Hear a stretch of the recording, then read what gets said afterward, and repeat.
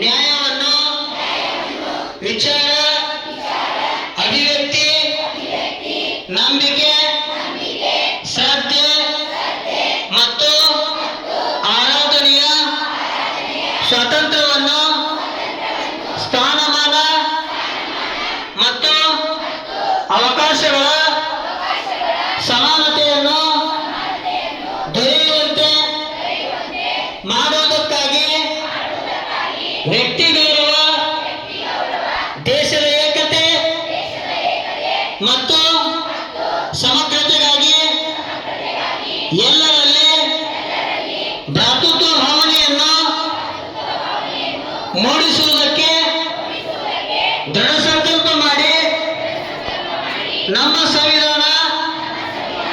ಸಭೆಯಲ್ಲಿ 1949ರ ಪ್ರಕಾರ ನವೆಂಬರ್ ತಿಂಗಳ 26ನೇ ದಿನದಂದು ಈ ಸಂವಿಧಾನವನ್ನು